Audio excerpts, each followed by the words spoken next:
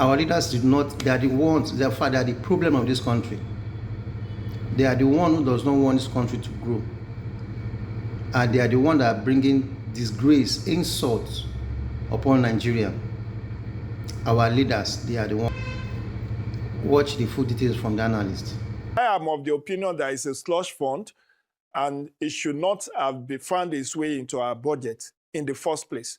One of the newspapers today even reported a bigger scam, 30.15 billion, which included not just this 8 billion you are talking about for religious renovation of religious worship center and all of that, but also palaces of traditional rulers.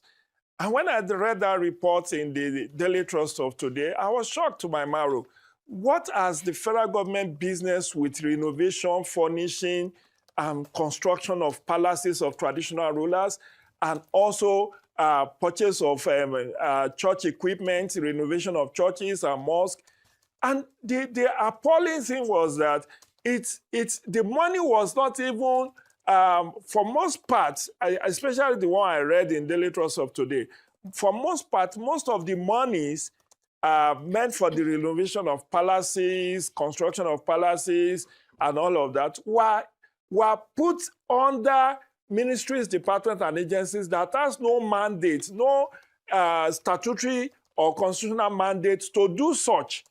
Imagine in a Ministry of Agriculture, you are putting money for renovation of mosque. In a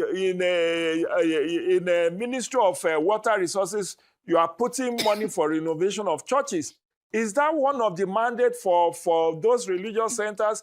You are putting money for renovation of a palace in Nasarawa, in an agency of government that is located in Ibadan. So this is very appalling, to say the least, and should be discontinued. Likewise, the sponsorship of pilgrimages. People on only pilgrimages, this has been the new normal from state governments to federal government.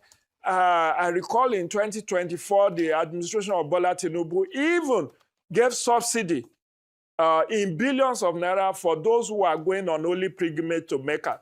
And the irony of that fund in 2024 was that the money was embezzled by the people at the National Hajj Commission. So for me, it is a no-no. Whether they want to be transparent and accountable about it, it should not be in our budget. That kind of funds should be used to upgrade our health facilities, to upgrade our schools, to even provide roads and other forms of infrastructure. Is how long has this been ongoing? Is this, because this can't be unique to the Tinubu administration, how long has this been ongoing that governments are padding budgets, essentially, or allegedly padding budgets in this way? Sincerely speaking, I wouldn't know for how long it has been, but all thanks be to budget through its foundation, which I think the organization is budget, but there is what is called tracker. It is tracker that made us to know about these hidden funds, slush funds, which are not in the first instance were not even going to be deployed for the purposes for which they were budgeted for. And that is the sad pity, because I'm sure that if you go to many of those religious centers, imagine the deputy speaker coming out yesterday to say, oh, the money for renovation of churches and buying musical instruments in Abia State is not 1 billion, it's 780 million. What kind of justification is that? It's a long practice. It's been from time immemorial, but thank God for civil society organizations, civic tech organizations like Budget and Tracker and other CSOs that are working in the area of open government initiatives that has made this to come into the open. Because like you rightly said, it didn't start with the Tinubu administration. And this kind of shenanigans could be seen across the 3 tiers of government. It is happening in the state, it is happening in local government, it is happening at the federal government level. In many states, you will be surprised that during Ramadan, billions of naira are voted for feeding of people who are fasting. This is a private obligation. Why do state government or federal government, what is their businesses with having to use state fund to feed people who wants to observe their religious rights?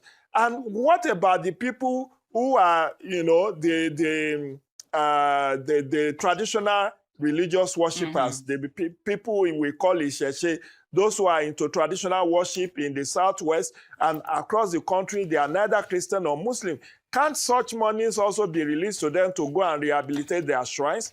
But whether it's shrines, mosque, or church, it should not find its way into our budget. If it has been a longer practice, there should be a discontinuation from this 2027 budget. President Bola Ahmed Tinubu must ensure that that budget is cleaned of anything that has to do with renovation of palaces of traditional rulers or renovation of churches and worship centers. It is a private obligation. If people in the community needs the renovation of their traditional rulers' palaces, let them do a fundraising, let them do crowdfunding, and let the citizens or indigenes of those states, communities, be the one to conduct the renovation of their traditional rulers' palaces, or church members and those who are belong to that religious sect who should be the one to fund such, not using state resources for such frivolous activities. Yes.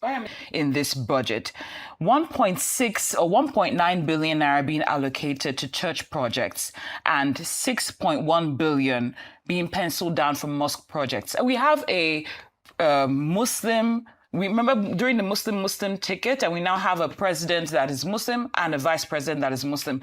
Is this sending an unintended message that Islam takes precedence over Christianity if we're going to go by the figures that are being allocated by this? Do you think that's an unintended message that might be sent by this budget to Nigerians? I agree with you 100%. I agree with you 100% because it will seem like the people of Islamic faith are having a better deal under this government. Because if there is 8 billion to share, why not share it equally? If at all you must insist that you have to do it. But my own standpoint is there's no justification for this funding. Yes, the issue of Muslim ticket is a different ball game. I've done a media round. I've granted a number of interviews to say, all it, while it may be controversial, but it's not today we start having Muslim.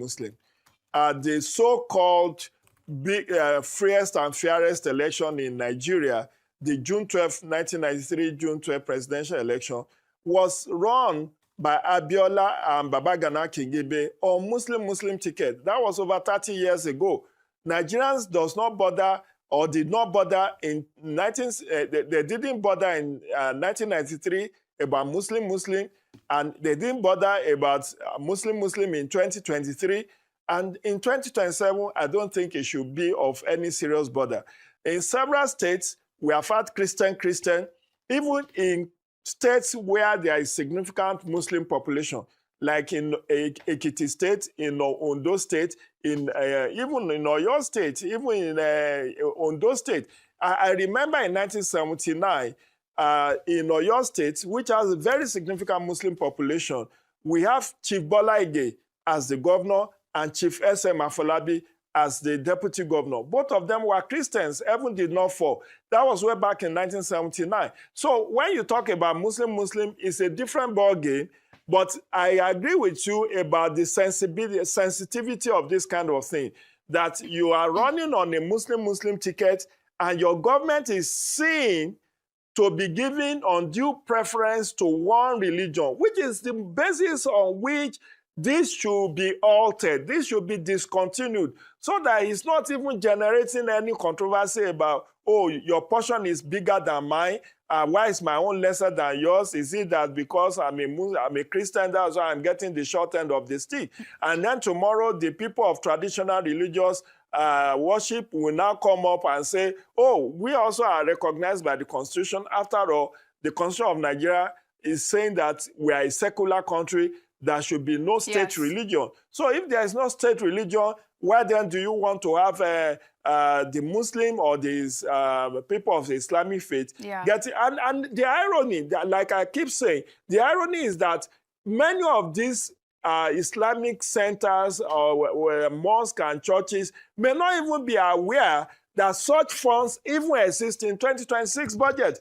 If not for this whistleblowing act by Tracker, they may not even know. Those traditional rulers may not even know any amount was even voted for them for renovation of their palaces. So that's why in ab initio, I call it a slush fund. It's a slush fund because those who put it there, their intent is not even to use it for the purposes for which they highlighted. So what do you think about the analysis? Please drop your comment at the comment section. And if today is your first time on this channel, please subscribe, like, press the notification button for more information. Thank you.